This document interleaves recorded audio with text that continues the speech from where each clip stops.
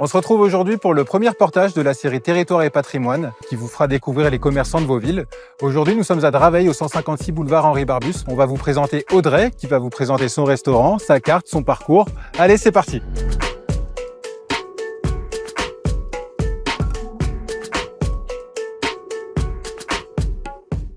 Bonjour, je m'appelle Audrey, donc je suis la nouvelle gérante du Point Gourmand et donc je vous invite à découvrir mon restaurant.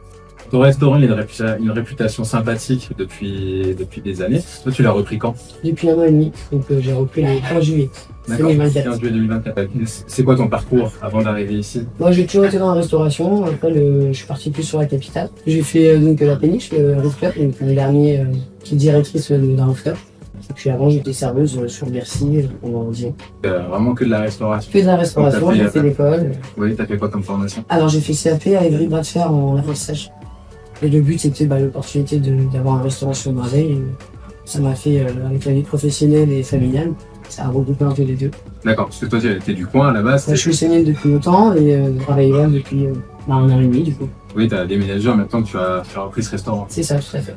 C'est quoi les premières choses que tu as changé dans ce restaurant? Alors j'ai remasterisé les cartes, après j'ai voulu proposer des petits producteurs. Donc mon but c'est de faire de la cuisine traditionnelle française et partir pour faire découvrir un peu la gastronomie de toute la région française. D'accord. On fait des petites charcuteries corse. Maintenant, en termes de fromage, on utilise que des grosses moules, donc on les coupe et on les proportionne. Et en l'occurrence, on fait un petit chèvre qui est vraiment typique, c'est le Sainte-Maure de Touraine. Donc c'est vrai que c'est rare de le trouver dans les restaurants sur une petite galette ou une petite chèvre, on fait une petite salade de chèvre.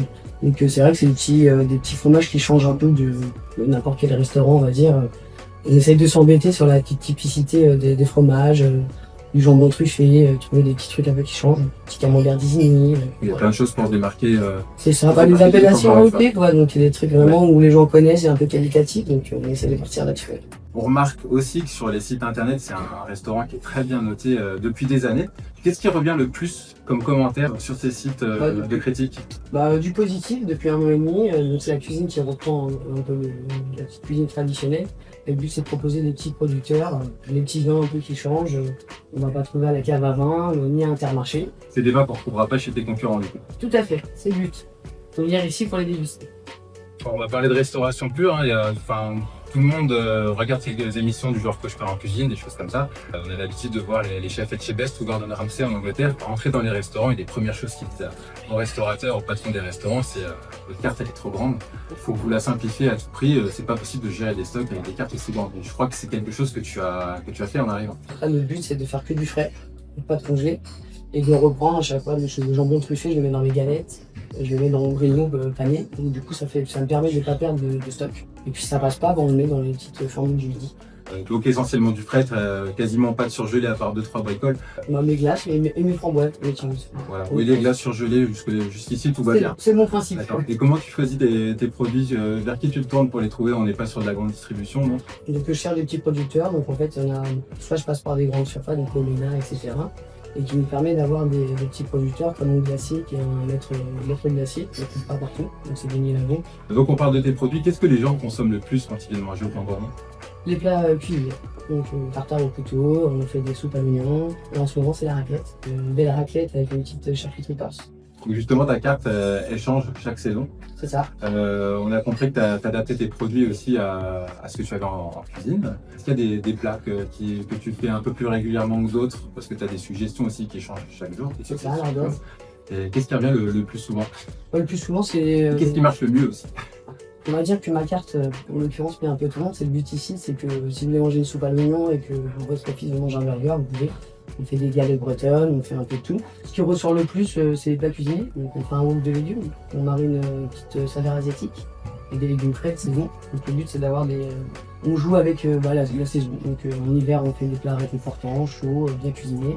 Puis en été après on part sur des petites salades un peu plus acides, qui rafraîchissent. Donc on part sur les petites burrata.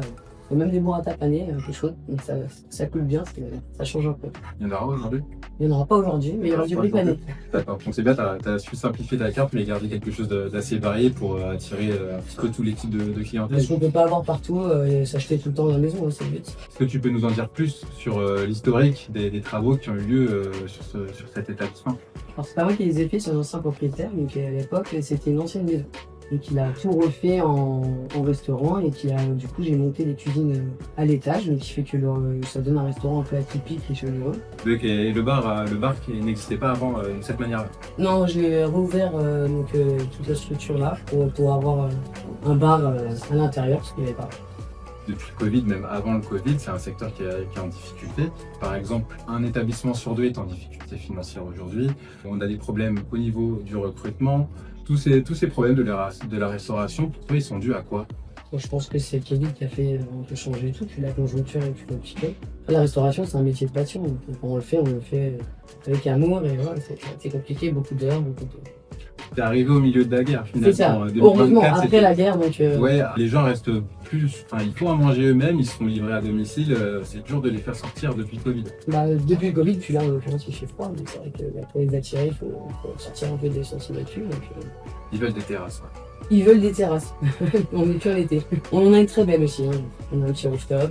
On n'est pas passé la bonne saison, je C'est vais manger en terrasse. Justement, par rapport à la terrasse, donc l'été, dans quelle mesure ça t'amène plus de clientèle? Tu saurais chiffrer la différence de fréquentation? Merci. Alors, bien sûr, c'est le double. Oui, c'est le double. Même le double, même le triple parfois. D'accord, j'imagine que les gens consomment plus, ils restent plus longtemps. La petite cocktail, la petite planche de charcuterie, c'est vrai qu'en apéritif, ça partage, ça met des petits côtés un peu sympathiques. Vous finissez plus tard.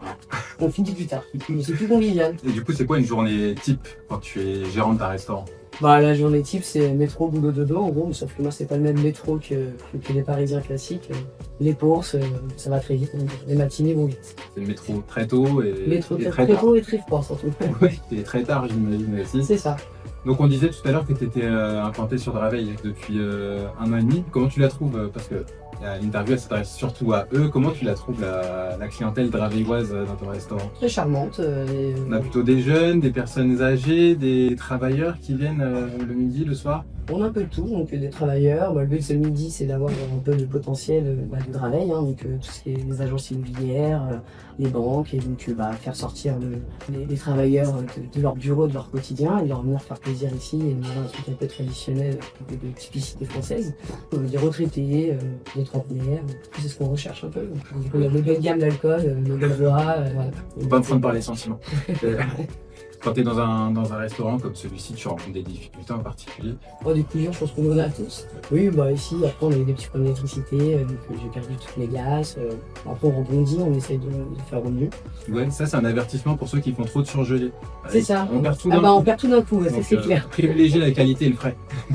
Alors, sur Draveil, on a un très beau marché qui est très populaire. Est-ce que tu achètes des produits pour ton restaurant? Alors, je peux pas le faire, parce que n'y a pas la traçabilité là-dessus, les numéros lots, etc. Moi, j'y vais pour moi personnellement avec mes enfants. Donc, ils ont un très bon marché. Et le port-cerise est très sympa. Donc, souvent avec les enfants, on va pas laver et tous les dimanches, on y passe. Comment on gère sa vie de famille avec une vie professionnelle dans le monde de la restauration? C'est très compliqué. On va dire, c'est pas facile, hein, ça, on est bien d'accord. Non, après, le but, c'était justement Draveil. Donc, quand j'ai investi ici, c'était pour être proche de ma famille, donc c'était mes enfants. Donc là, en l'occurrence, ils viennent, ils partent, l'école est à côté, donc c'est vrai que au niveau professionnel et vie de famille, ça c'est bien rapport. Voilà, en tout cas, merci Audrey pour toutes ces informations. Je trouve qu'on apprend plein de choses sur la restauration, on a appris plein de choses sur ton restaurant. Maintenant, il est temps de passer à table, donc on va s'y atteler. C'est parfait, on y va.